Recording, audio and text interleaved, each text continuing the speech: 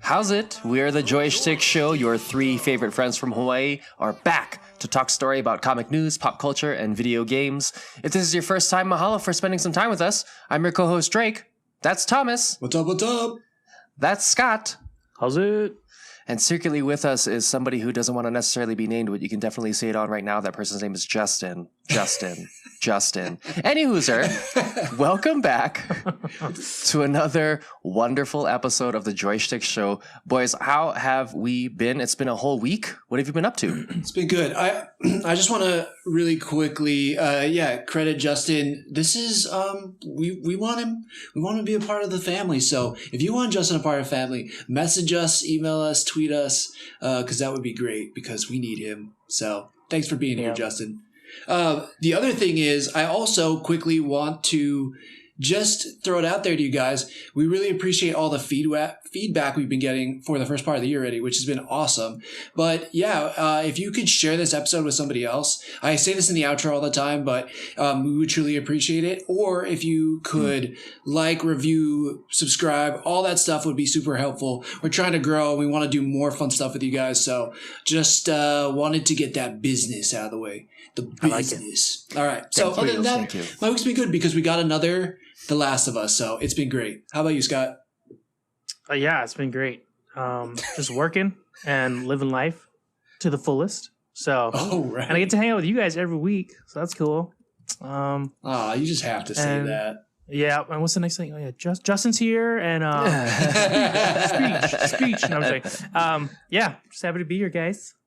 Absolutely. But yeah, what about you, Drake? Anything new happened for you this past week? This past weekend, I had a conversation with my wife on how to better clean the house. So damn.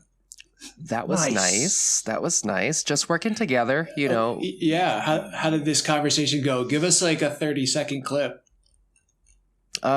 Hey, I'm going to need you to do this. Why? Because of this. Oh, okay.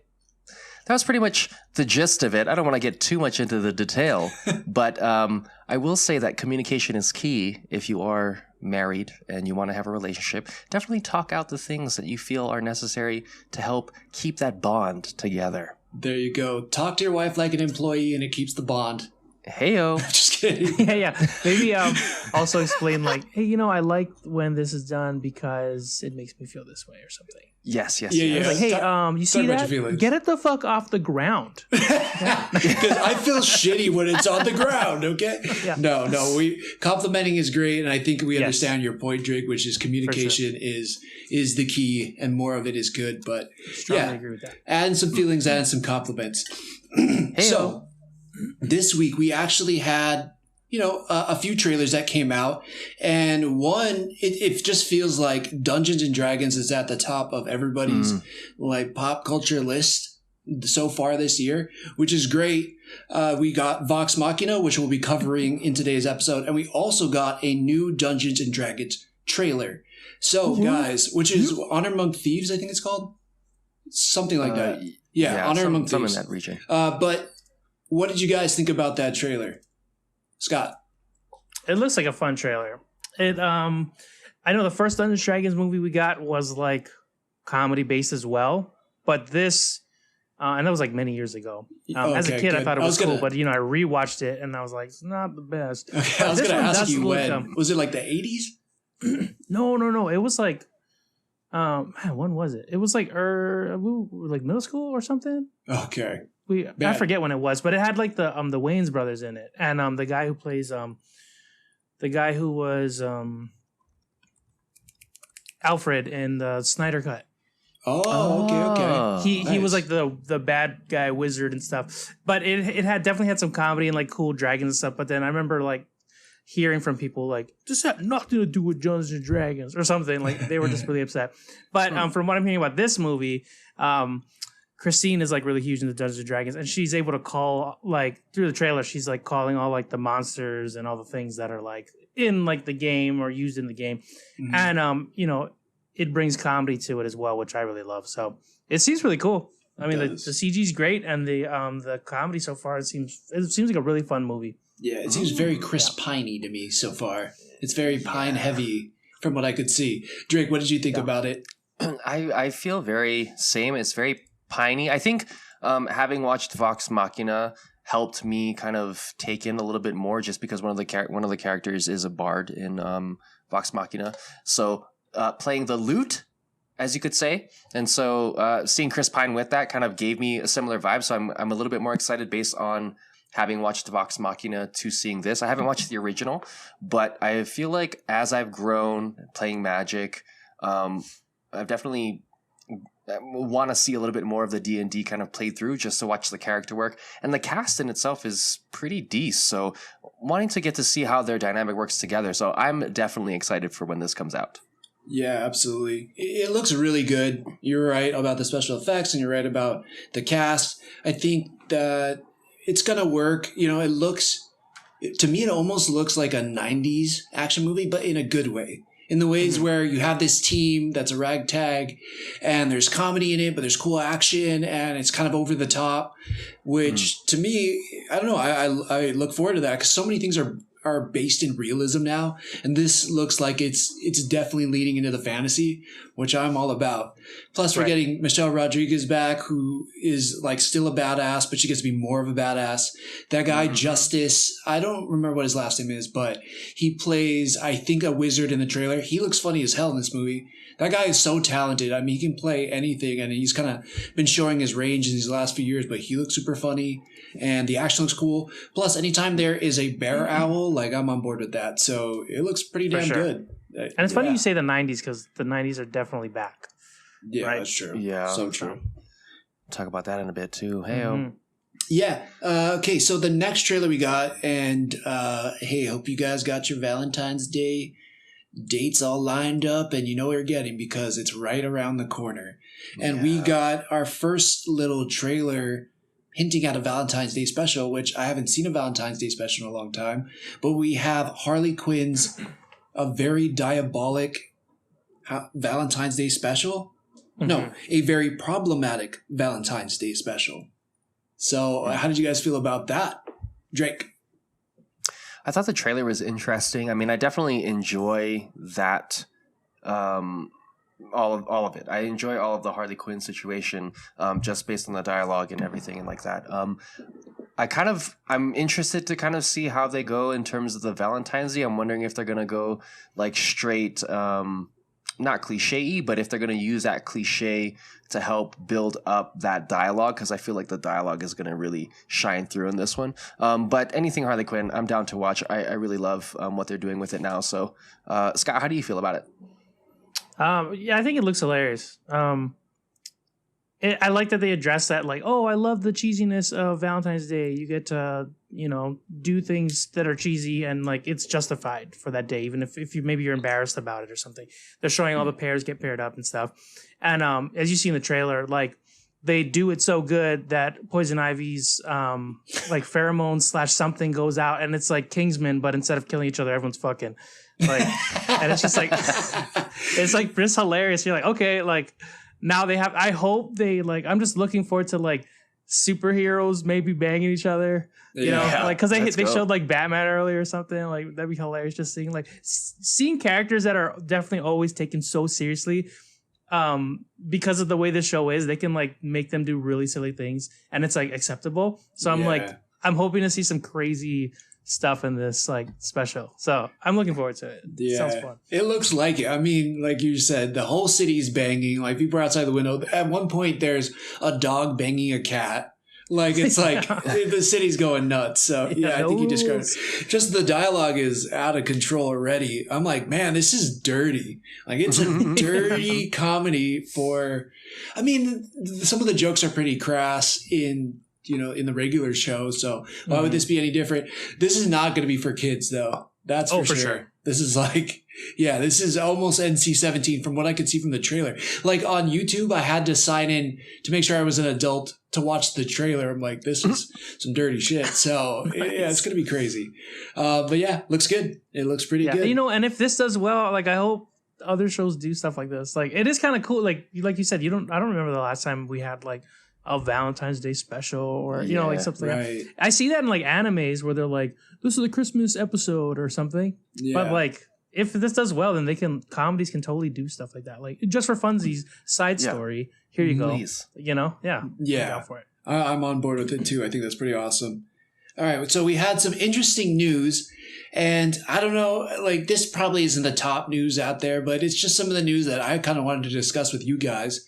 And so we got a little notification today that M&M will not be using any more spokes candies, that they will have Maya Rudolph as their spokesperson because some people were less than happy with the shoe choices, I want to say. And this isn't the whole detail, you know, this is just a part of it. But what do you guys think about somebody being, I guess, bothered, maybe offended by the shoe choices of the M&Ms and M&M not using the candies? You know, I think they're definitely like purposely doing this just to bring people to watch the ad for Super Bowl, most likely, right? And they're probably still going to use the candies going forward, but like they're pitching a story, right? Like, because even in the description it said that the M&Ms are going to be they're going to be taking on new opportunities or some crap. So I'm assuming it's like Maya Rudolph is like she's going to get the job. Then they're showing all these like maybe new jobs that the M&Ms are going to get, and then like, you know, just to like play into whatever. And then going forward, whether they still use Maya Rudolph like and stuff, like I wouldn't be surprised if they just still use the M&Ms. You know, and I think the whole backlash on the shoe stuff, I think that's just like ridiculous people getting like you know, the people who get overly offended about like it's too woke kind of stuff. Like, right. I think it's really just that small percent that, you know, is speaking out about that. But I really think it's just to drive up like, tune in to Super Bowl, find out the story. Like, I think that's what it is. I think you're right. I feel like I got because I was like, this is too much. Like this is, you know, I don't mind things being progressive. I don't mind inclusion. I don't mind trying to like progress society forward. But I was like, taking away the M&Ms because of their shoes, this is too much. But I didn't think about the company baiting me so that I would kind of get irritated. So then I would tune into the ad. Like you're totally right. Man, I feel like a sucker. But you know, I could be wrong, you know, but I'm pretty sure that's what it is. Dang, that worked. What did you think, Drake? I was on a similar, I think, pathway that Scott talked about, but in general, from my dad used to work as a sales representative for M&M Mars, M&M's being obviously one of their biggest sellers. I don't know that M&M in general can kind of go without it to have such a wild transition. And for it to not kind of come back into the fold, especially we just talked about how things are kind of getting back into the 90s.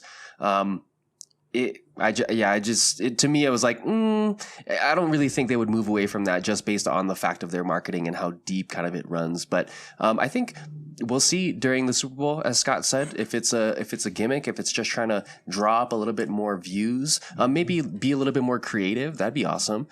Because M&Ms have constantly been evolving. I mean, pretty much it was peanuts and plain, and now you have like peanut butter in them, and now you have pretzels in them and things like that. So hopefully they just keep evolving. They put a Sour Patch Kid in there. What would they think of next? Yeah. Do you think we will see the sexy green M&M ever again?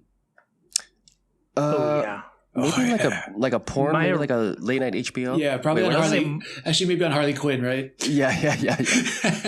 Maybe Maya puts on a green dress and then the original green M&M comes back. It's like, that's my job or something. Oh yeah, that'd be great. Something. There you go. There you go. Maya Rudolph on Hot Ones. Let's just watch that over again. It's so good. She's so funny, man. They had that Christmas special for Murderville, and she was on it with Jason Bateman. Oh my god, she's so funny naturally. That. Man, I'd watch Maya Rudolph do anything. She's so funny. For sure. Little side note, wasn't on our list. The SNL special this last weekend with Aubrey Plaza. One of the most funny I've seen in a long time. She's super funny in it. And there is a little tidbit of Leslie Knope. So, because it reminded me of Maya Rudolph and then Amy Poehler. Then Amy Poehler came back on as Leslie Knope, and that whole SNL is so good. It's so damn funny. They even do a play on White Lotus, and it's called Black Lotus. And all the people who work at the hotel are black, and they're like, it's just like White Lotus, but they tell you what they really think. And like, it's so good. It's so funny. So but anyways, I digress.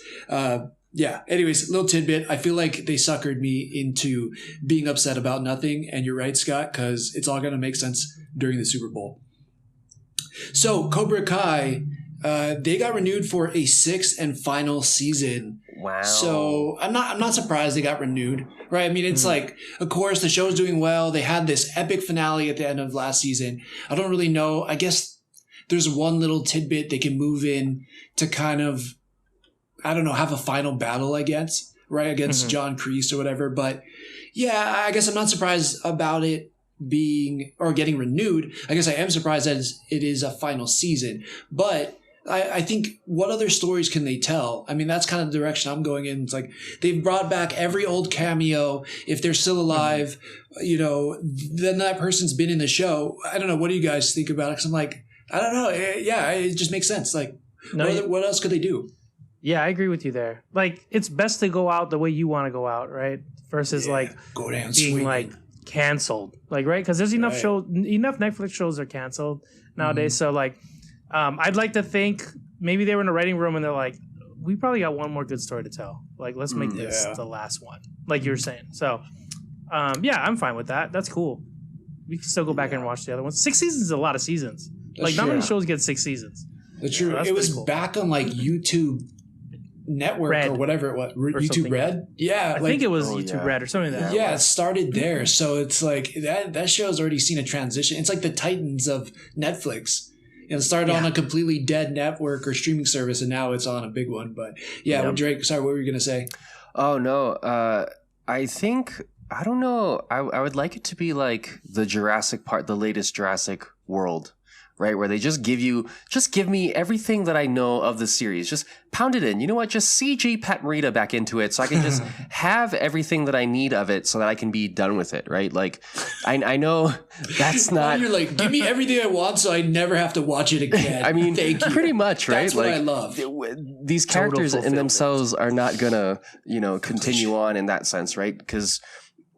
you brought it back for the second time. It's done extremely well. You're telling stories into which give a lot of backstory and move it forward a lot. At the same point in time, from the nostalgic standpoint, to me, it has to evolve from here. And what are you going to evolve it into? And so that's kind of where the creative, maybe French tilt needs to happen. But in that sense, like what I want personally, just give me all the things that bring me to the nostalgia, that get me the Karate Kid high, and then go out with a bang. I mean, what more could you do, Right, right. Unless you fully move on with the next generation. But part of the thing that I love about Cobra Kai is them bringing back all the people from Karate Kid. Like, that's one of my favorite parts about it. So it's like when those guys are done and those stories are kind of been told, when that war is over, you're right. It's like, do we want to just watch the kids? I guess we could, but it has to be really compelling for me to be into it from there. So yeah, I got you. Let's tap it out. All right. Next thing is there is a new Tron movie that was announced with Jared Leto. Do we care? I don't know if that's a fair question. I think that says where I lie. It's it's like I'll care more when I see like the poster than the teaser, that sort of thing. When he goes, it's morbid. I mean, it's Tron time, and he just tries to transform or something. But because after Morbius, that you're saying, like, because it was like, after the whole Morbius Morbin time thing. It's like, Jared Leto's a fantastic actor, but anytime I see his name attached to like a big property, I'm just gonna think of Morbius and think about this is probably overinflated, just gobbledygook that makes no sense. I don't know if I care. That's just crazy, right? Like, I think after his Joker and then now Morbius, it's like I've seen movies after that and in between where he did great, but just hearing his name isn't enough anymore. Like, I need to know, wait, who else is in this movie with him? Like, right. What's the story? Who's directing this thing? Like, I need to know more. Like, because it seems like Jared Leto's like just taking on jobs now too. Like, because I know maybe people like Morbius. I didn't really like it. I mean, it was fun to like make jokes about it during the movie. That brought me joy. Mm-hmm. But other than that, I don't know. Like, even the original reboot of Tron, it's been so long since that one, and like that one, like, it looked beautiful, but it was kind of boring, but like Right. it was still okay. But yeah, I can't tell you one thing about the story though. I can't tell you like one thing that happened in it, other than there was like light bikes, which is always my favorite part. Yeah, and they made that look sick. They But did. that's probably the most memorable thing because they could actually turn and like weave. I was Right. like, whoa, that's cool. That's probably how it should have been. But technology's here now. But Right. yeah, I don't know. I wonder how this new movie's gonna be. I don't know until I see a teaser.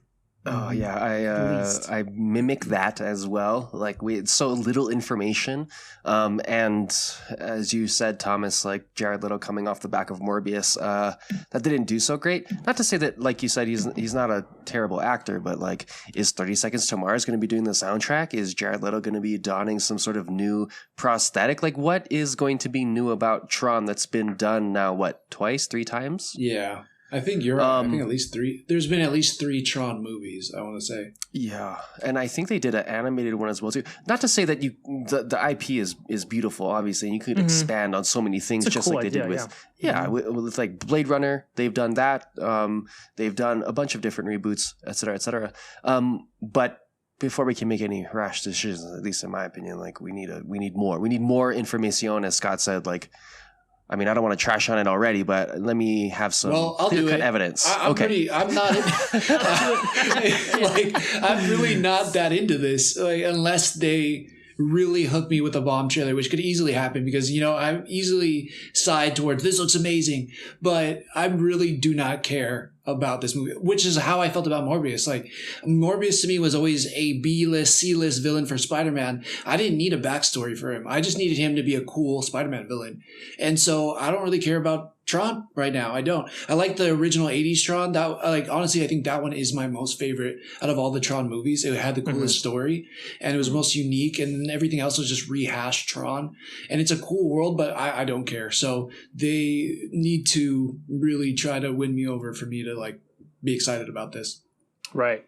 Yeah. For sure. But let's talk about something we are excited about if you guys are cool. And let's get into the review portion. Ooh. Because there was something that came out last night on HBO that I think we all probably really liked, but I can tell you the internet is loving, and it is The Last of Us, and episode 2 came out last night. Anybody want to fire it off? Fire it off. Scott, do you mind shooting the gun, and then we'll follow the bullet? Okay. Let's talk about the things I liked about this show. The more I watched this show, and granted it's only been like 2.5 hours thus far, but I start realizing how much I like that actress who plays Ellie. She does such a freaking good job. Bella Bella something. Let me pull up. But Lady Mormont, she's playing like, a even fantastic her Ellie. Yeah, I love like when there are certain parts of the show too that like especially the beginning, it starts off right with like this, they bring in this specialist who's like specializes in like a specific mycologist. Yes. Yeah. And then they have like a case, dead body. They're like, look at this thing. They got bit. They turn into this thing. But before that, look at this microscope and see what's going on. And she's like, that ain't right. And then they told him like, yeah, I know. Check this out now. And they show her the body.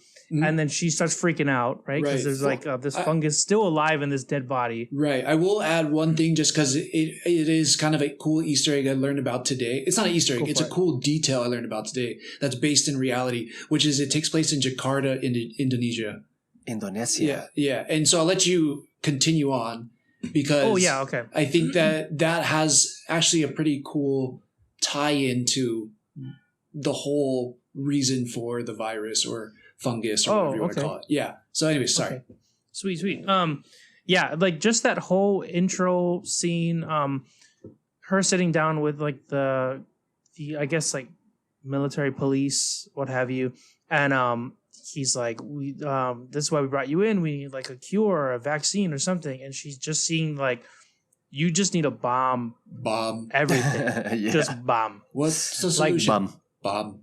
I guess bomb's also the same word in Indonesian, so I learned some Indonesian today. Yeah, you can say bomb. I can say bomb. Bomb everything. You can say bomb. Bomb the city. That's just everything. Yeah, just everything. Like it was crazy too because she's like, just can you drop me off with my family? Like she says in a way, it's like, I need to be bombed too. Like everyone needs to be bombed. Like we just have to accept we need to die because like this thing's gonna get crazy. And like watching that scene, I was like, again, taking it like while I'm enjoying it, I'm also like enjoying like the way it's shot and everything. And I'm like, dude, this is like HBO has like their own way of like shooting things. Like this reminded me of like Chernobyl. Like this could this could be real. You know, yeah, but yeah, exactly. And then I saw then I was looking at the credit things and I'm like, oh yeah, that makes sense. Like, right, it's from the guy from Naughty Dog and Chernobyl. So you nailed it, buddy. Yeah, you cracked the case. I fucking called it, and I was wow, you're fucking Sherlock Holmes, baby. Yeah, but I just really like the way everything looks, and it like these are all things that we don't, or even this one scene is something we don't get while playing the game. Like we get that same intro scene that we got like in the first episode. But all these extra things of like what's the rest of the world thinking and what's the rest of the world doing and how they're experiencing it, like it's adding so much to this show for me. Like, you know, when you play the video game, you just follow like the characters' perspectives and like it's just adding so much more. And then jumping to the show and like seeing like everyone's just killing it with their characters. Right. Like I love this show so much. Right. Yeah. Sorry. So before I start describing the whole thing, I'll pass it over. No, yeah. I would just want to second that. I thought that scientist and mycologist, they did a fantastic job because she was super dramatic and brought the intensity and the emotion across really easy. And even the guy who was like the military police who was questioning her, like even that guy was doing a good job of like bringing everything across, right? I mean, like, fucking so good. Yeah, Drake, what were you thinking? I'll third that. I did like some of the changes because I played the game. I'm playing the game along with it. Yeah. So tell us what you saw in this one compared to this episode and compared to what you're seeing in the game. So I was really questioning how they were going to do this episode because in the game, essentially, they're having to traverse through a lot of these places, and then you're introduced to a lot more of the antagonists, right? So, but you're having to traverse like side building. Like, can you describe the places? I guess is what I'm trying to say for people who haven't played the game. Yes, initially when they view the situation, right, and then they see all of the what you could call them, the fungus zombies, all lying down, crawling on the ground. Then it talks about the mycelium network underneath the earth in itself, which is a great addition. And then this is for the show. Sorry, I'm getting confused now between what was in the game that you're noticing and what's in the show. So you're saying for the show? For the show, you get that introduction to the mycelium network that isn't necessarily in the game. Okay. And then from there, I thought, oh man, this is going to be interesting because they're going to have to traverse through these broken buildings and having to get to the other side in order to get to the Capitol building. That didn't necessarily take place.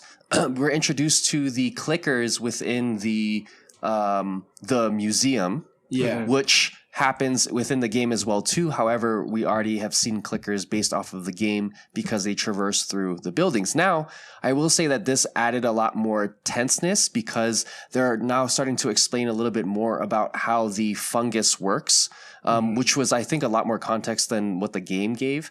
They get through that portion, and then I was really questioning, okay, well, how are they going to make this work? And they do explain it at the end of the episode, the changes that they made, which I thought, I agreed with you, Scott, like beautifully done. They end up getting into the Capitol building, and it's completely different. Oh. It's more so based off of zombies versus the Fedra. And I almost like this a little bit better. It really kind of didn't give as much emotional, I think, drama as the game when it came to Tess and Tess revealing something about herself. Okay. And then moving forward, I think it's setting up episode 3 to be like a very hefty episode in terms of how they're going to introduce new characters, a little bit of backstory, et cetera, et cetera. But I think the changes were great in terms of the game to the show. They're making a little bit of changes, but the changes are good for the viewer who hasn't played the game. So it's a very even balance that they're making.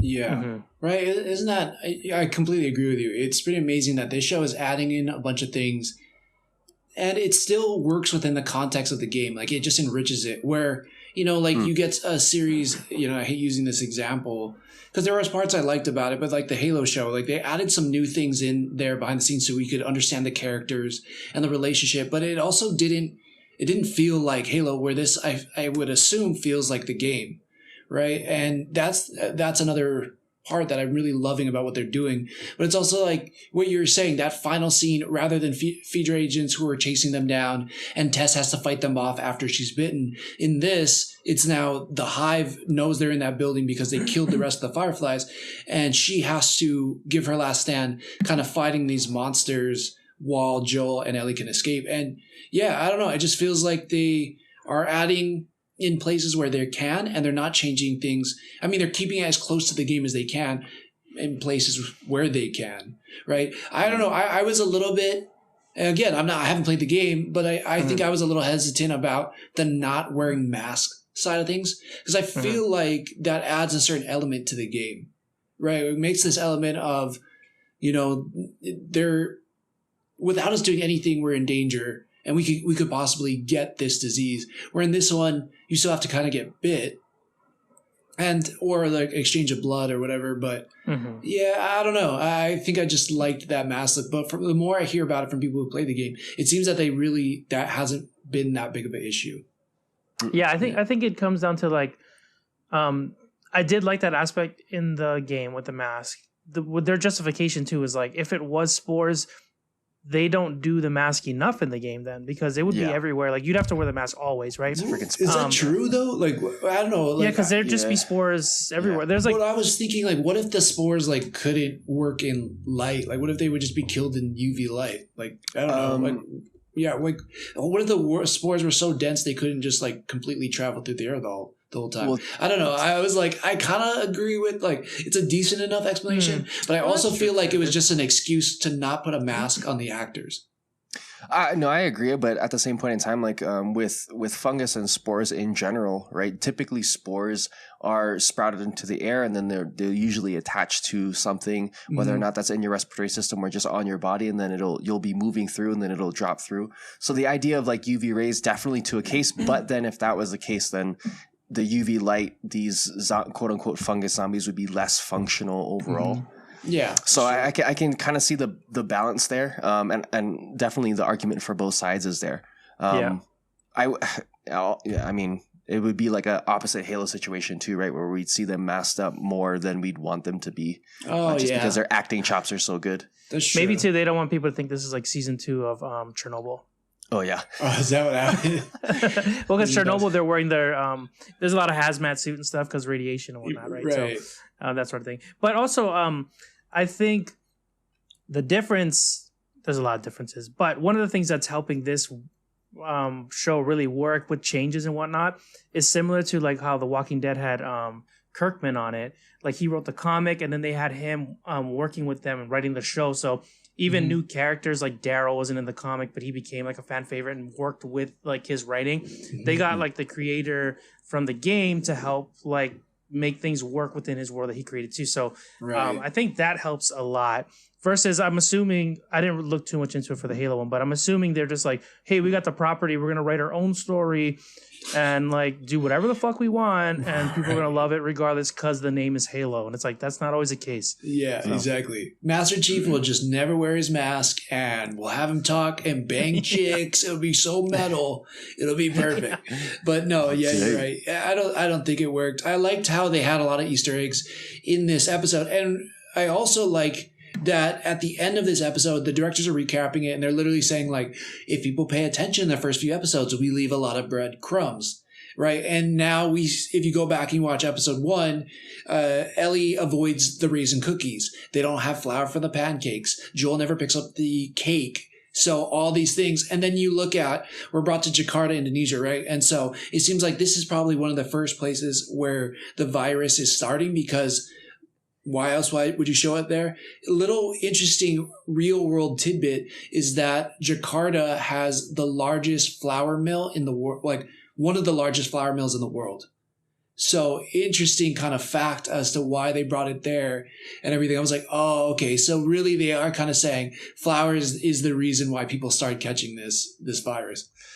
Also, too, back in the day, there was a the reason during the Salem witch trials, a lot of that they thought was due to the fact that a mold/fungus actually grew on top of the flower because it got damp, and so they were essentially eating hallucinogenics, and that all of that Salem witch trial thing started around that time as well too. So you have that idea of like breaking bread, and then that into breaking into that human element. Yeah, for sure. It's just, it's cool how they kind of tied it into like the real world situation of stuff, which was, it just builds to the realism of the experience. You're like, oh, damn. My only thing was, okay, so another person pointed out, right, when Ellie wakes up, Joel and Tess are staring at her. Joel's pointing the gun, right? Like showing he's probably been standing over her or like sitting down watching her the entire night. And they have those like super stale looking beef jerky things.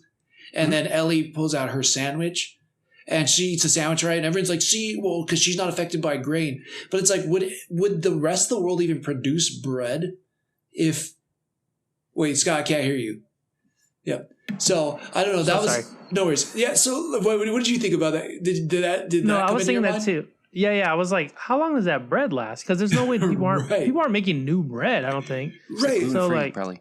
I was thinking it could be gluten-free, or like maybe they just, that source of flour came from like one spot. Maybe they just started making new flour. I don't know. It just was a weird thing that people were pointing out, like, see, Ellie can eat a sandwich, but it's like, well, they didn't just make bread, one loaf of bread for her. You know what I mean? So all you guys out there pointing out all these Easter eggs and like, see, that doesn't work in this situation. Yeah, that's also 20 years. That's 20 years. When I started eating that, I was like, that seems like a bougie meal, and that what's going on. And like that point in time, like that seems like a meal you don't just casually have. Right. Like, a full sandwich with like, it looks like it had all the fixins in it. Like what's she eating there? They got like beef jerky. It was that post-Thanksgiving, like everything in there. Like, yeah. It even had the moist maker and everything from Friends. Yeah, exactly. Yeah, so I was like, oh man, that was interesting. Sorry, real quick, just to go back to like the beginning thing. I'm hoping throughout the series we get like those 10-minute, 15-minute, or not 15 minutes. I think it was like more like 10 minutes. That's 10-minute, like this is when this happened, and like it slowly starts meeting to like present time by like the last episode. Like we're seeing how things get, like little stories being told around the world. Like then people started going crazy. Then this, then hit the news, or you know, like that sort of thing. Yeah. Yeah. It slowly gets closer to like full on exposure day. And then we see, and then we're up until Sarah wakes up that morning, goes to school. Yeah, or something. Yeah. That'd be cool. I'm hoping they keep doing that, because it seems like the last couple episodes they were touching on the past, and then they jumped to like what's happening now. So yeah, that's cool. I know, and it sets up so much. It's so well done. Let's get into the whole clickers of it all. Like Drake, you just started playing the game. Well, how did you feel about them? I thought they were beautiful in the sense that makeup and all of that jazz.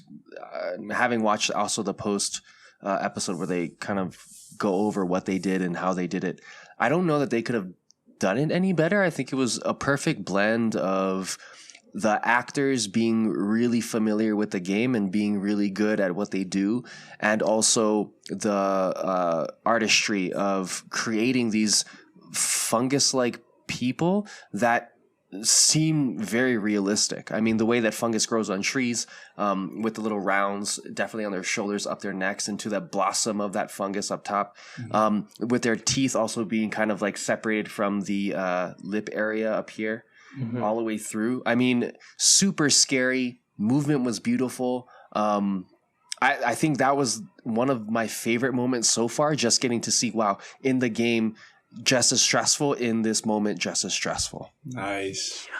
Wow, that's awesome. It's so cool. It's so cool that you have that reaction, especially like going straight from the game to the show. That's chef's kiss. That's amazing.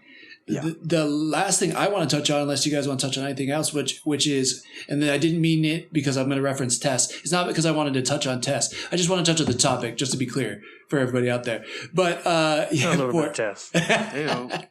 But okay, so video game Tess or show Tess, and let's talk about the final scene before she sacrifices herself. Like what like performance I like better or something? Or yeah, which one? Yeah, which one did you I guess like better? No, it's just that. Which one did you like better? It's been a while since I played the first game, so I didn't have as much of because it's like in the beginning of the game as well. Like I didn't have as much of a memory of Tess. But I really like this actress playing this character. Like I knew Tess is like gonna have to die, but I was kind of hoping there's like a little part of me that was like, maybe she'll be like Daryl and she'll just be a part of their group. Cause like she was like really great. I liked how her character carries herself. She's like just as rough as Joel.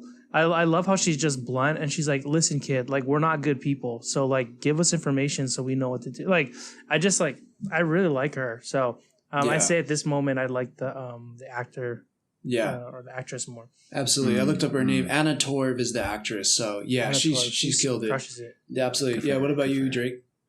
I think, I mean, having played the game, I think I like the game version better. Only because as I'm playing the game, I really got to kind of know her a little bit more, right? They haven't done a backstory on her within the show, but when I'm playing the game, I understand the rapport because that's pretty much the beginning portion of, and I can see the necessity of their her and Joel's kind of camaraderie and their necessity for each other, especially in those short little dialogues that you get, and especially when you're fighting through all these things, and then you get to the point where she reveals that she's gonna be standing up and keeping the bad guys away from Joel and Ellie until they can get away. That felt a lot more heavy based on the fact of all of the things that we've been through in the game. So for that, I would say the game. Okay. All right. Nice. Right on. Yeah, right that's cool. How did you feel about, so like they know she's infected, which is cool, right? I mean, the dialogue's literally not almost word for word pulled from the game. Not exactly, but almost. Yeah. And so that was really great. But, she you could tell she's infected. Last line of hope, is getting Ellie to this new place where they can hopefully engineer some kind of cure. I was just curious, like, was anybody else like creeped out when that zombie spots her and goes with all the tentacles sticking out of the mouth? Yeah. And then she just keeps her mouth open and just lets it deep throat her. Like, was anybody else like, why the fuck would you let that shut your mouth? I was thinking about that, and I was wondering if it's like, at that point, the fungus is connecting with the fungus and her, and involuntarily making her do something. Got it. The thing that was even more so overriding my thoughts was she couldn't light the thing, her little lighter. Yeah. And I was like, pick up a fucking grenade. Like, I know. Yeah. I would have grabbed a grenade just in case and then just pull one of those bad boys. Right. And that would have definitely started the fire. But I'm glad it finally lit. It was very cinematic and it worked. Even when I was like, it's going to work at the last minute, and it did. I'm like, cool. I still got the feelings that I wanted from it. But yeah, I think that was driving my thoughts. World War Z. Do you remember World War Z? If you have like a disease that you're dying from, like cancer or whatever, they all kind of come past you. I kind of felt the same way. I was like, oh, is she already turning so much that they don't see her per se, and they just see the fungus, like you were saying. To that point of like the lighter, that was frustrating. You all know that I don't like teens doing teen shit, and Ellie throughout the thing was like, how about I just make some loud fucking noises when I know that there's fucking zombies around? Hey, what's going on, guys? Like what the fuck are we doing? Hop clicker. Yes. Oh my fucking god. That's funny. Oh, that's dude, fun. That's so funny. Okay, yeah, so I do want to mention that in particular, that one scene. They do a great job with the suspense, and like they do make it just as creepy as the game. Especially, I'm not like a super horror dude. Like, I think Last of Us is probably like the only horror game I play. Super horror dude. Super horror dude. That's like the official title for me. Yeah, that's what we call ourselves. And super horror dudes unite and dudettes. But so there's that part right where like she's ringing the bell, and every time, like I'm sure you did, every time she's doing that shit, I'm like, dude, what the fuck are you doing? Shut up. And then when that little jump scare happens, dude, Christine is like, I told her right then too, and I was like, you're like a 4D effect to these kind of things. Like she and she'll like, there's a hand that comes across my face, and I'm like, what the fuck? Like, please don't punch me in the face. And like, she didn't, but I'm like, it looked like you're about to, and it's scarier if like someone jolts when you get Oh stuck. yeah. Like, Oh yeah. and then, so going forward, she's like, well, then you better hold my hand if you don't want me to punch you in the face. I'm like, okay. So I'm watching the show like this, like I'm holding her arm, the moving arm. Hand above your head. Yeah, but there's another scene where Ellie steps on the hand, and I was like, dude, Ellie needs to fucking pull it together, okay? Bruh. Like, she cannot be fucking, like, look where you're walking. Right. Like, yeah. How do you not understand how serious this is? I mean, I think but I think that's it, because she does it, right? I mean, she grew up in this quarantine zone, and everything was always strict, and she never got to be a kid, maybe to some degree, or be free. So this is like the first time she's like kind of free. It's like, you know what? Yeah, but you know what? I've never grown up around bears. And if someone told me, like, hey, don't make noise or a bear will eat you, I'll fucking not make noise. Like, yeah. Like, for real, though. Just for real. find out the rules real quick and, like, follow them, because you're going to kill everybody. Like, but I mean, also, like, I do like her character, but yes, I think there's definitely things they're writing in to just make it, like, knowing her character in the game, I'm like, I feel like this character wouldn't be just stepping on things to make noise, you know, like she's smarter than that. But I get it for the show, because they gotta trigger certain moments for it to happen. Even at the end when they're, you know, they know she's infected, and then I was thinking Pedro, Pedro grabs Joel. Joel grabs Ellie, and he's like, we gotta get out of here. She's like, we can't just leave her. And it's like, you know what was gonna happen? She was kicking over the bins. Like, you know she's gonna die. Like, what are you talking about? Right. What, do you want to stay and die? Like, that lady just told you earlier, like, just because you can't get infected doesn't mean you won't get torn apart. Like, I feel like parents with kids just entered the chat. I know. I know. They're like, well, let me tell you something. But another fantastic episode. Yeah, and I'm not like mad at the show, and I don't disagree with the choices. This show's so good, it's getting all the emotions that they want out of the viewer. Like, they want me to be like, what the fuck, Ellie? Like, come on. Or like, just run. Like, they want, and they're getting it, and they're fucking nailing it. The show is doing great. Yeah, exactly. They killed it. Yeah, I'm excited to see more. Just another fantastic episode. Yeah. All right. Well, we got a couple other things. You guys want to move on? Yeah. Moving on. I think so. All right. There was another show that came out on Netflix that was kind of a part 2, I guess you could say, or an updated version of That 70s Show, which was titled That 90s Show. I know me and Drake got to watch it. I'm not sure if you did, Scott. But Drake, well, give me your thoughts on That 90s Show. I didn't at first. I was like, oh man, this show, what is it going to be, right? Is it going to be like that 80s show that kind of tanked? Is it going to be like the other reboots like Fuller House? You saw that 80s show? I watched it just because I was like, it couldn't be that bad, and then I turned it off. You're probably like the one of 100 people that watched that show. Because it wasn't the best. Yeah, it didn't sound like it. Yeah, I heard awful things about it. Go on. It definitely ruined the 80s for me. And then I saw the trailer where they brought back Topher Grace, they brought back Donna, they brought back Fez, they brought back Ashton Kutcher and Mila Kunis, and I was like, okay, cool. Like, they're going to really establish, this carryover. And it's in the first few episodes, and then the budget really dips because they can't really get back some of these individuals based on probably their costs and their availability. Right. Fez, obviously, a little bit more than everyone else. And then you start reading into the kind of the timelines, right? Topher Grace and Donna's daughter, when was she born? If she was born, but then also too, you notice that Mila Kunis and Ashton Kutcher's son is also in the show because he's a Kelso. That kind of aligns as well too. They're all friends, but then they don't know that they have kids and things of such. So that kind of gets confusing. Now, all that being said, I think that the show, if you take it for just watch it, right, and have zero expectation, it's not terrible. It's lighthearted at certain points. It's definitely a coming of age type situation. Teens being teens, you definitely get a lot of the aromats of what that 70s show was, and you get little tidbits and callbacks based off of characters that come back into the fold. So it's a nice homage. I wouldn't say that it's gonna stand alone.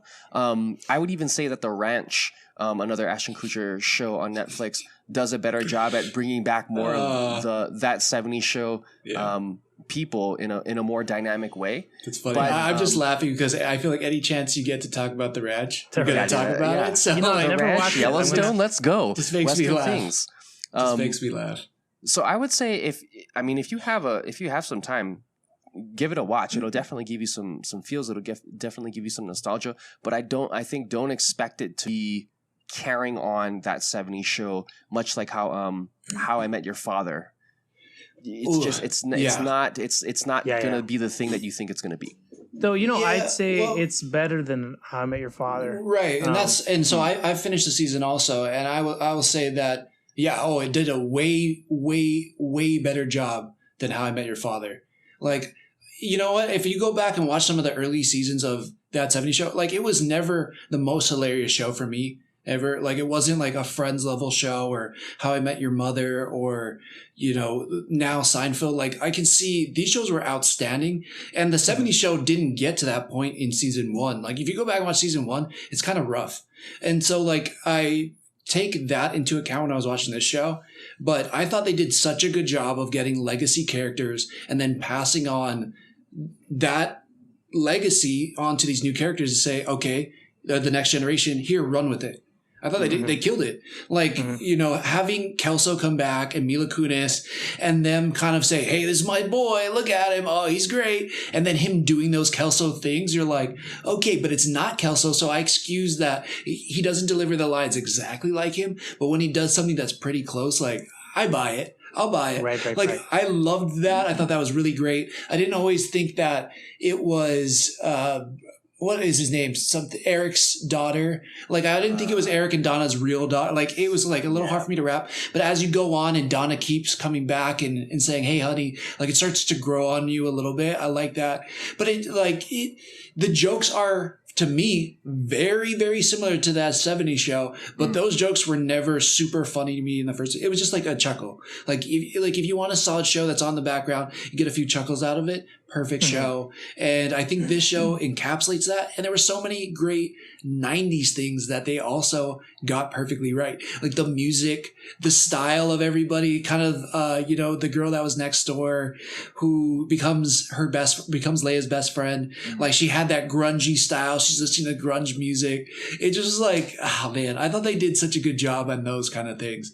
And then you get Kitty and Red, and they're just like Kitty and Red from the 70s show. It was like, I think they're my favorite part of the show. Yeah, like I love seeing their interaction. Yeah, and I love that they're getting scenes together, like just them two. Right. And it's just great. Like, I think they really nailed those parts. I think, like you're saying, like Cobra Kai in a sense. The thing I liked about Cobra Kai is seeing the people from the original show being incorporated with the new cast. Right. It's not my favorite parts aren't just the kids. Mm-hmm. There are parts in this where they like. It definitely feels like the old show where the kids are together. But other parts I'm like, like that was kind of weak. Or, but it's also the first season. They're all getting to know each other, finding their characters. If you compare it to a show like Friends, like Chandler really becomes Chandler as the seasons go. He becomes and Joey too. Like they lean into what was great. David Schwimmer's character, Ross is like, So Ross becomes extra Ross. Chandler becomes extra Ross. Chandler. Yeah. Yeah, exactly. So like absolutely. If the show keeps going, these kids could be like great, but like right now they do seem like I'm like, okay, there's some parts that I really like, or they're killing it in this parts and whatnot. But I do really like the originals coming back and weaving in. I think it's pretty good. It's good. I just feel like they're like kind of lifting them up and saying, okay, eventually you guys will have to run by yourself, but until then, like I'm just gonna hold your hand a little bit. And I think it's the perfect way to do a new version of a show. Like I really do, like because I wanted to stick around just to see, who was going to come back. and see how their relationships, because let's face it, the neighbor that was, her best friend who becomes her best friend, like she's kind of the Hyde character. We have a Kelso again. We have like Leia plays a perfect Eric Foreman. She's just like Eric. And then the Asian girl is kind of it's actually the gay Asian kid, the boy that's kind of more like Mila Kunis was. Oh, interesting. I think he's more like, he's supposed to be like, I think the way, Fez. But I think he's supposed to be kind of like Fez, like a little bit of an outsider-ish. Yeah, but he's kind of he's very Fez, bougie though. He's like super bougie. And you look at Mila Kunis, she was always super bougie and it like, buy me this, Kelso, buy me that, or so I don't know. I felt like it's just good. It works. I feel like they modernized it, they updated it, but also like these characters need to stand on their own at some point, and I think they do a good job. Again, like the thing with all the kids is not my favorite part about it, but I think that they have to do that to establish these characters, because as the seasons go on, we're probably going to see less Eric, we're going to see less Donna, we're going to see less Kelso, all this, and then they'll have, then we'll care about those kids. And for me, it really, really works. Like I'm digging it. I thought that was, it wasn't the funniest show that I'm probably going to watch this year. But if you want to like put something on in the background or like watch with family and stuff, like it's awesome. I liked it. Yeah, I second that too. Like, so I wasn't in a rush to watch it, but I didn't not enjoy it. Like, I'm about halfway through it. This is something that's like, I'm just going to throw on an episode before I go to bed. Like, this really does feel like an old popular sitcom where you just turn on TBS and it's like, this is going to be a half hour of this, and then it's going to change. Like, so I could see myself watching it in that format once a day or something, Like, I don't feel the need to binge it, but it is fun. Yeah, definitely. I like 100%. Yeah. Mm-hmm. Yeah. The only reason why I binged it is because I heard Drake finished it. So I was like, okay, better finish it. So I watched like 3 of them today. But yeah, anyways, solid. Not bad. Still worth the watch. We watched something else, Drake. I only watched the premiere as well, but this one was pretty funny. I think this was way funnier than the 90s show, but pretty damn off the wall as well, which was called Koala Man. What did you think about episode 1 of Koala Man? I thought it was interesting. It definitely set up everything that we need to know about the main character, Koala Man, kind of what his stature is, why he's doing the thing that he's doing, and it gives you a real kind of look at the town that kind of relies on him, even though it doesn't. Like, it belittles him in that way. But that's the fun dynamic, I think, of that comedy. And then we get an antagonist, and then it kind of pushes us forward to kind of see how much more we can push the boundaries, I think, of this type of comedic cartoon in that sense. But I don't know. How did you feel about the first series and the cast? I loved it, man. It was... I'm trying to think of what's an example, but like, have you guys seen the show Flatch, which basically just takes place in a small town, and it's just a comedy, almost like the Office style comedy, but just in a small town. It's like that, but in Australia. So it's just random characters, the crackheads outside the store, like, ugh, Koala Man, get the fuck out of here. Yeah. Like, it's just ridiculous stuff. And, nobody likes him or nobody wants Koala Man. They actually want the regular guy more, and he feels like he has this greater purpose, right? And it's funny. It works for me. The whole, hey, I put out the bins. I'm the bin day guy. If I don't put out my bins, the whole city won't know when to put out the bins. And the one day he forgets to put out the bins, literally the whole city doesn't put out their trash bins. And thus, because there's no trash to put in the pit, the monster that's laying at the side of the pit is there he comes out looking for food and kills everybody. It's just like ridiculous. It kind of like was Rick and Morty-esque in a way, but kind of like it goes so extreme. But there's just, I was also saying, it's kind of like all the most famous Australian people in Hollywood just got together and were like, let's do an Australian show. Let's do like an Australian Family Guy. And then this is what they made. Yeah, I mean, you had Hugh Jackman as Big Greg. You had Jermaine Clement as Principal Boswell. He played the Kookaburra. He played Christopher. So a lot of different people. Alexandra Daddario actually played herself in I know. This. Yeah. I don't know if she's Australian, but yeah, I was like, damn, okay, that's a big name. I mean, a lot of these just interesting, like either Australian / New Zealand actors, actresses that kind of all just jumped in here. just, I don't know, it's just kind of beautiful to see kind of more of that, I guess you could say like national genre type comedy. I mean, we all love Flight of the Conchords. We all love a lot of the actors and actresses, especially the comedic ones that come out of there. So to see it kind of come together and culminate here, I'm really excited to kind of see what they can do moving forward. It's very much like you talked about, BoJack Horseman, regular show kind of situation, where it's kind of off a little bit, but in terms of like the art style, etc., and the dialogue, but it really just keeps you enthralled because there's just all these things that you're looking at and listening to that you wouldn't normally look at or listen to, and then it just puts it all in a really nice package that you'll want to continue to watch. Absolutely. And now, I know about Tell Poppy syndrome. Yeah, Tell Poppies, and why the Hemsworth only live in LA now or live in Hollywood, which is a joke for the show. So you're gonna have to watch it. That sounds like a fun show. So if I want to start watching it, where do I watch it on? It's on Hulu. Hulu's. Yeah, it's a great question. Okay. On Hulu. Nice. Yep.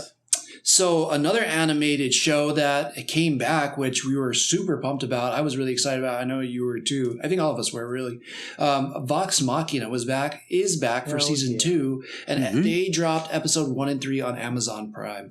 Scott, take it away on Vox Machina. Oh man, this show starts off like with a bang, right? Like they're all at this like meeting celebrating like all the things that were done basically in the past season, right? And they're getting their heroes welcome. Yeah. And like at the end of Star Wars, they're all getting their applause. Not quite medaled, but they're getting their applause and all that. Yeah, like people like us kind of thing. Yeah. And then these 5 dragons start flying in and just wrecking shit and like start killing everyone. Yeah, it starts off with a bang. I don't know why we're chuckling to that. Oh, sorry. We're sitting. No, I was kind of chuckling with you. I'm like, yeah. I don't know why. Maybe it was more maniacal than funny. I don't know. But yes. Also, we're excited the show's back. Probably that's probably what it is. Yeah, it wasn't because I'm evil. Smiles. Yeah, no, definitely not. Don't believe the rumors, guys. And yeah, like and I like that all the dragons had different like elements, and they particularly show you like this is how this dragon kills all the things, and this like they acid, ice, rain, gas, ice, fire. Yeah, it was it was nuts. And you get to see them like. They just won whatever, they got like this win and they're immediately torn apart again. Like, so we're like back to like basically the first season, which is great though. Cause, they gotta meet back at like that guy's magical place or whatever. And like, even that gets destroyed. I don't know why they thought that would still be intact, but, I thought he had like an underground bunker, but, right. You'd think, he was like, "Oh, meet me back at my place," and then like it was messed up and whatnot. But yeah, I mean, I'm really loving it. Right, it was just like a regular house.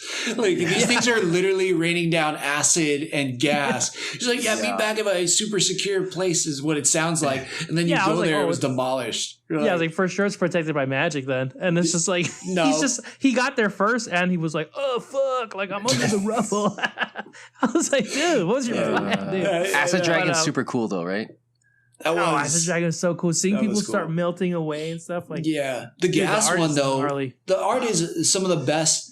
I think we talked about like American animation versus anime and all that stuff, but I like this is some of the best American animation. I feel like this is great. Like everything looks beautiful and it doesn't look like anime. There's anime elements to it, but it's its own thing and it looks incredible. I love the gas dragon where the blood is just dripping out of the whatever his name is, the Corsair, the king's eyes and all that. Right. Just like, I was like, oh my God. So it was gnarly. Great. Everyone outside of that bubble was just dying. Like, that was gnarly. Even seeing like some of the castle strong warriors, like trying to fight back and then just dying. Right. Like, one of that same mage lady, like wraps like a binding around a dragon. And then the other one hits them with like electricity out of their hammer. Right. And then they're like, let me show you what power is. Boom, you're dead. Like, it's just like, whoa, what the fuck? Yeah. I mean, even our heroes, their magic doesn't work. Like, Scanlan tries to make copies of them. He's like, I can see where you guys are. Like, Keyleth can't do anything. Yeah, and Grog goes up with his axe and basically, his rage. with all his might and just bink. it just brings it's like, no, my favorite head chopper.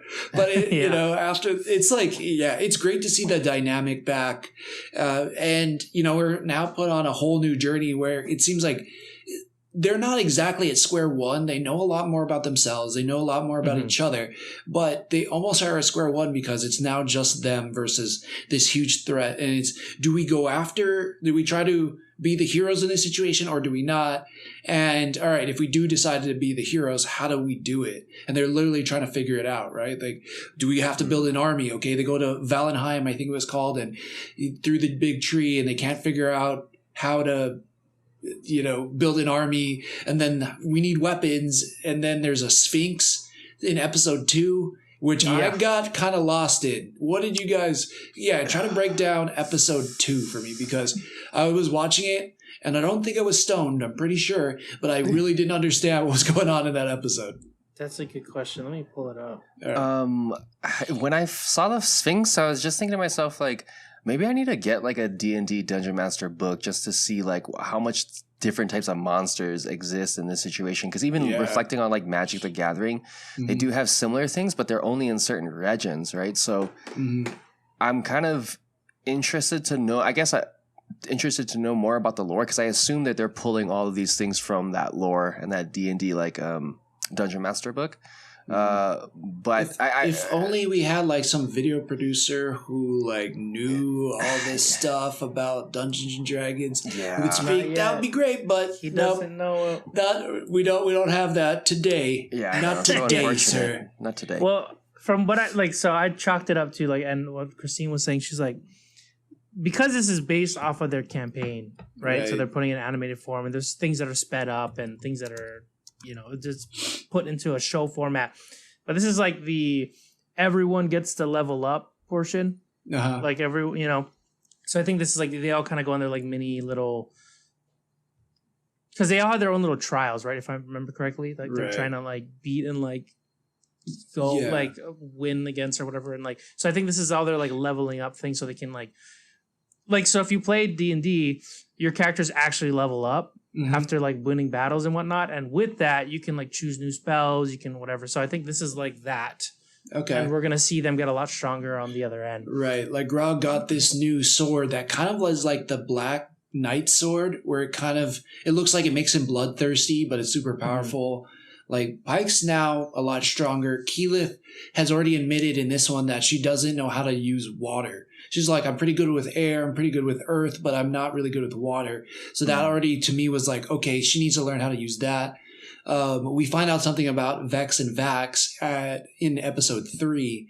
But and all of last season was a pretty big metamorphosis for Percy, right? Where his gun and everything he created was to avenge his family and to get back his Derolo name and all that stuff. And now I kind of like, it doesn't need to be about him again. Let's put it that way. Although like Percy's one of my favorite characters. I don't know. I just like the way he looks and his whole like demeanor and everything, and the way he fits in the team too. He's like one of my favorite characters. But I also like that there's now space for other characters to kind of take the spotlight in their stories, and they get to evolve and stuff, right? Right. But sorry. No, anyways, do you have anything else on episode 2? Sure, I'm trying to remember how that ended. I thought you were looking it up. You were like looking it up for a second. Well, I had it pulled up, and then we were talking about something, and I was like, oh, I took a break from it. So I was pulling up on my phone. We'll go back to it. No. It is hard as well. I'll just say like, and I love it. Amazon does like a 3-episode release, so I just took it as like one big movie. Right. You know? Totally. So it's kind of, like you're saying, it's kind of hard to place what gets where and whatnot, right? Though, I mean, all I remember, so like we run back into one of Vax's friends, who is kind of like this horned demon-looking character. It's like Cash and Zayla, I think is her name, but she also is a mage, or she has some type of powers. And they basically figure out that the Sphinx tells them that they have to find these vestiges, whatever that means, and they have to like attain these 4 vestiges or kill them. and the temple to go get them. They literally go down into the temple like a dungeon, and it splits the team into two. And then there's like these sea monster creatures in there that just they get to start wrecking. And that was super cool. Those actually, like I said, the animation is fantastic, and just seeing the team get to like fight these different enemies in different ways. Like even Trinket got to shine in this, who is like Vax's pet bear, which is badass. Like it's so cool to just have a pet bear, which I would 100. I want the owl bear though, if I ever play. But and we get to kind of just see them in this all out battle. But at the end, I don't want to skip ahead. If you guys have anything else to put there, episode 3 ends on a pretty big cliffhanger where it's pretty sad for the entire team, and we.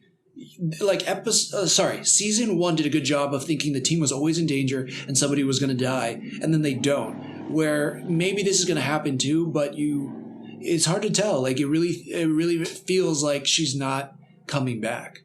And I don't know. What did you think about? Any thoughts on that? I mean, it was kind of interesting how that played out, because the flashbacks, right, of like always having Vex is the guy. Vex is the guy. Always having Vex kind of look after her, and then Vex is always like, I can be on my own. And then the moment she kind of realizes, oh, well, maybe he's doing that for a reason, right? Because he needs her more than she needs him, so it's not really about her. And then she turns, and then it's too fucking late.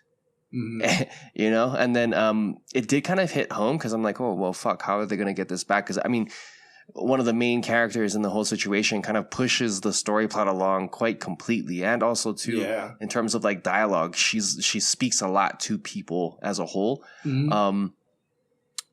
It was quite shocking. I'm wondering what they'll be doing moving forward, obviously, because it's D&D, so you never know what could happen. The role could be crazy, and I mean, not much more to say about that other than just pure sadness. Totally. When you were saying that, I was thinking she kind of is this connection between like the heart and the head of the team. Like she can kind of like speak to either one. When somebody's speaking from like the emotional side of it, she kind of can back them up. And if somebody's speaking to the logical side of things, she can also like back them up as well. So she's a really kind of connecting tissue in the team. And it's just interesting. Yeah. So that was huge. Yeah. What did you think, Scott? That was a pretty like heavy scene, especially the end on. I didn't think the third episode was going to end like that. I thought it was going to be more of a action-y cliffhanger. How do we get out of this, guys? Sort of thing. But I also want to while you're thinking, my bad. I was just going to say also we had it backwards. Vex is the sister and then Vax is the brother. So just wanted to clarify. That's right. Yeah, I get confused. Well, yeah, because they never say. Christina, she's telling me over and over. I mean, if you just say it fast, they sound similar, but they don't say like Vexelia enough and like Vaxeladon enough. So it's not. Yeah, that's true. It's not our fault. It's not our fault. Okay. But that definitely like it's like whoa, what the fuck? Like it's one of those things like it's third episode in, she's a big part of the cast. Part of you is gonna believe she's gonna be dead forever, but then also. I'm like, they can't. No, you know what I mean? Like, no. And then I turned to Christine and she's like, you want spoilers? Kind of thing. So it comes down to you, like, if you want spoilers, because she told me. But I don't. Yeah, it was a strong. Yeah, I won't say anything then. But it was a really strong way to end that third episode, especially because, like of all the characters, like that one was a good one if you wanted to hit everyone right in the heart. Right. Like every. In the corazon. Hey. That was a strong way. Oh, but sorry, real quick though, going back to the ending of the second episode, Percy's buying gunpowder, and then he says the guy who also looked like Boomy from Avatar, his friend, the guy who ran the Earth Kingdom, the crazy guy, the kooky dude. He looked just like him, and he turns around, he's like boom or something. And I was like, I wonder if that was like. Do they got the same artist? It seemed like a callback of some sort, even though they're not connected. So, right. We're like, maybe. Yeah, I was like, maybe. But he was like, oh, you're the second person to come in here asking for gunpowder. And he's like, oh, like who? He's like, oh yeah, this other lady came in. She had one hand, kind of like me, and then he was missing some fingers or something. Yeah. And then So I kind of forget now. Do they address that gunpowder thing in the third episode, or is that something that's going to be like later? No, I even completely forgot about that. That must be like a little breadcrumb for later. Because he didn't want to tell. Again, Vix Facts. The sister comes in, not his sister, but the sister of the brother sister combo. Right. She comes in and is like, "Hey, Percy, everything all right?" And he's like, "Oh yeah, like just finishing up." So like he doesn't even mention to her like what's. Percy's a fucking Scorpio, huh? Yeah, I am. So yeah, just like me, bro. Super cool. Wears glasses. Pretty legit. But it's just interesting. Like that information meant something to him, but he's still not wanting to tell the team. Maybe just yet. Maybe he's one that's like wants to know all the clues before just blindly or just telling information that doesn't. It's not going to help. Yeah, right. So I'd like to think it's like he's. He's a good guy. He's not trying to like be skeevy, but yeah, that's true. Yeah. He just he does things his own kind of way, maybe to the detriment of the team, even though his goal is not to screw the team. Yeah. I mean, one of the funnier moments was when he was like, "Oh, I'm of royal blood. Let me go ahead. I will open the doors and they'll let me right in." And they're like, he's like, "Oh, I'm of the high court. I'm of a royal family." And they're like, "We don't know who you are, bud. Like, get to the back of the line." Yeah. And so the jokes are still there. The bear having to wait outside always like, great. Yeah, like, I know. They're like, "Yeah, we know," and the bear's just like, "Yeah, I'm cool with it." I know. The other thing I thought was super funny is episode 1. Where the fire dragon's blowing on them, and then you see they survive because they're holding a door, and they're like, first fucking door that actually helped us. And it's like, just because that's the running joke, they can never break the doors. Oh, yeah. Even in episode 3, like, Raga's trying to, like, he's like running in his door. I'm like, how can he not push the door open? He's the strongest guy on the team. And then Scanlan walks up and he goes, "It's a pull, bud." Like it's a pull, not a push, or something like that. It was great. Yeah. I mean, the jokes are still there. Yeah, I'm excited to see where it goes. They got me on that third episode though. I thought episode 2 was a little slow. I liked episode 1. Episode 2 was a little slow for me, and then episode 3 really brought it home. So they're killing it right now. Any other thoughts before we wrap up with My Hero Academia, the latest episode? Nope. Solid first 3 episodes. I'm looking forward to more. That's it. Agreed. Absolutely. Right on. All right. Last bit of news, or like last bit of reviews, is My Hero Academia episode 16. Again, it's not really, I hate to use this term because I don't know if it's really a filler, but it is, in a sense, it feels like a filler where they're just giving you exposition and backstory. And we're just finding out more about Todoroki's family. And how Endeavor, or I guess we learn about Hawks in the beginning, right? We get to learn about like where he came from and how he grew up. And you kind of know that he has this rough upbringing because he references it sometimes throughout the show, but we get to see more of it in this one. And then we get to see Best Genius, which was pretty cool because he has like a Batmobile with like that guy with wires coming out of it, which was really dope. I thought that was cool. That's really cool. That was like my favorite part about this episode. But yeah, it's just funny, like the way he dresses. You don't think he drives a Batmobile, right? Yeah. But maybe we were like fooled to think that you need to look like the car you drive. That's true. Yeah, but you'd think it would look like a giant pair of trousers or something, right?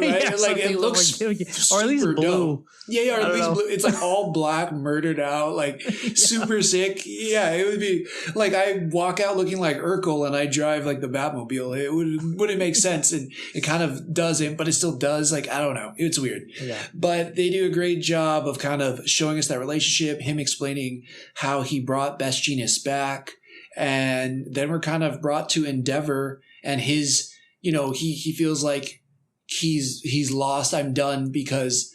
My son, I didn't even know, Dobby was out there. They say his real name in it. I can't think of what it is right now, but he's out there the whole time. And he basically, has been my biggest threat, and he breaks down. So I don't know. I guess we're going to learn more about the Todoroki family, which I love Shoto. Shoto's one of my favorite characters in the whole show. But, there's a lot of crazy things going on behind the scenes. To be fair, I did enjoy the episode. I feel like these episodes only suck when you don't have another episode right afterwards. Like Right. it is hard to like just get an information episode because it goes by so quick and you're like, fuck, Yeah. that's it. Like, Yes. but it is good knowledge. Like these are all things I'd like learning about characters and whatnot. And we just got like 13, 14 episodes of like solid action. Like, That's true. Yeah. you know, so They needed some it's like, to story. be fair, it makes sense. Yes, but that's true. yeah, It's but it was just- cool hearing about Hawks and stuff. But I know, yeah. No. I was just agreeing with you because it's like a 2-minute intro and then it's like a 3-minute credit scene. So and the episodes are 26 minutes long or 26 minutes. So you got basically 21 minutes of story of like actual story. Everything else is like you're like, wait, what? That's it? So I do agree with you though. We got so many good things leading up to this that would make sense. We know Midoriya is gonna wake up like at some point. I'm not worried about him like I'm worried about Vex. If that makes sense. But yeah, I guess, give me more Endeavor, give me more Shoto backstory, I guess. But to be fair, this is like when people read mangas online, they're like, you read it much faster than you watch this episode. So you get one issue a week and you're done in 5 minutes. You're like, fuck, that's it? Yeah. Like, and you gotta wait a whole other week. You're like, I know. damn. Yeah. I will say that having watched the series from the beginning, right? We are kind of super into it. They're in a classroom. They're learning how to do this, that, and the other. I never thought that it would get this deep and this dark, considering what we saw in the beginning, right? Like we're talking about the backstory that's pretty much just like abusive. And they're, Endeavor's really realizing what the weight of that is, and he's a hero. And so now it's changing the dynamic of what we think about heroes, and the bad guys are trying to oust heroes to be other things than what they colloquially are. And you're seeing that heroes sometimes have to do things that are outside of the bounds of being a hero in order to save the greater good. And so now, are they really heroes? Are they really villains? Then a lot of that too, I think circling around all those heavy adult type themes, circling back to, the teens, I guess they're teens, right? The classroom kids. And to see how they're going to grow into that, I think is going to be an interesting dynamic that you don't necessarily see with animes. I mean, you do and you don't, but I think with this, it wasn't as expected for me. That's a good point. You're right. You're right. I don't know if I expected it to go in this direction. I definitely didn't expect it to go in this direction. Like I still love the days when they had all the classes in the classroom and the school challenges and stuff. But yeah, now we're getting so deep into who the top heroes are and their backstories and what drove them to be heroes. And then the villains on top of it. It's going really, really deep. And I guess, yes, it's only hard because there's not an episode to immediately follow up. Like if there's an episode they release every day, I'd be fine. But since it's like you have to wait a week for another 21 minutes of story, is like, fuck, that's tough. So it is really tough. Yeah. But it's going in a cool direction. Yeah. What else is interesting too is like seeing people in the crowd that are like still upset with heroes, even when they're getting saved. Yeah. It's like I'm not trying to get all like political or anything, but it kind of reminded me of like maybe even like growing up thinking you want to be a cop and then now being like, I don't know if I want to be a cop. You know what I mean? Right, like just in that sense, like there are bad people who do certain jobs and there's good people. Yeah, like when you're a little kid, like you just think about the job and you're just like, oh, this is so cool. But you don't think about like what society thinks of you or like what the pressures of the job might be. Like you just think about like what you get to do and how cool it would be to have the uniform and get the gun and get the flashing lights. But yeah, you don't think about that as a kid. And now we're kind of the responsibility that comes with all this stuff, right? Yeah, exactly. It was interesting. I was like, oh. Yeah. Like the villains did have a solid plan. Like the villains are kind of winning. And even if they capture all the villains, is it too late? Like, have they ruined their reputation? Will society not trust them? Will they always be these things where they're never going to be as great as they once were?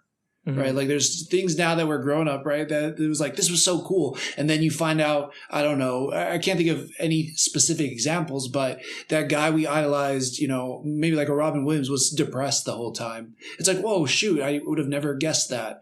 And then it led to what it led to. But Yeah, so I think you're right. Maybe they are touching on some of those things. And the audience from the time My Hero has started to now has probably gotten older, is more willing to understand and is able to understand these concepts. So yeah, that's true. I'm excited for this coming weeks though, and hopefully back into...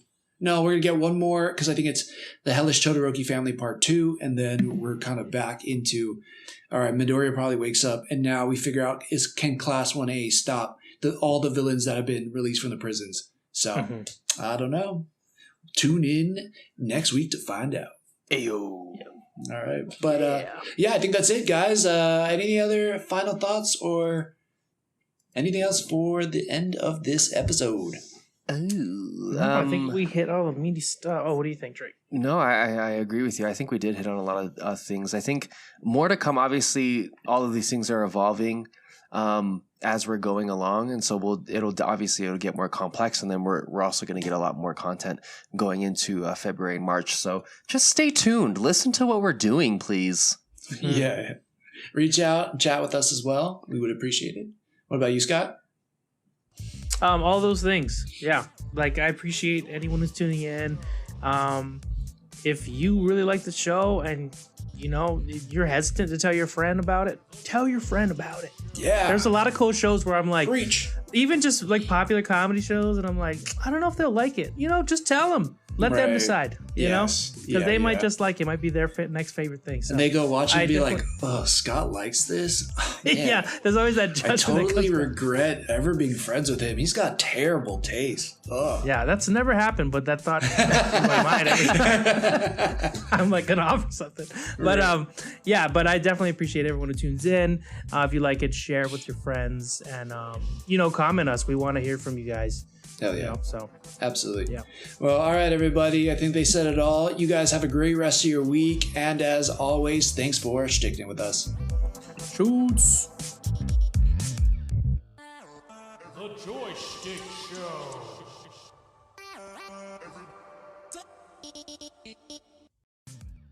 If you've enjoyed what you've been listening to, we'd really appreciate a follow, subscribe, and a review. Just how we like chatting with our friends, please share this with yours. Feel free to join the squad and follow us at JoyStickShow Joystick Show on Twitter and Instagram, or anywhere you listen to podcasts. And if you feel like submitting topics or questions to be discussed on future episodes, you can email us at joystick.show@gmail.com. As always, thank you, peace out, and make it a great rest of your week.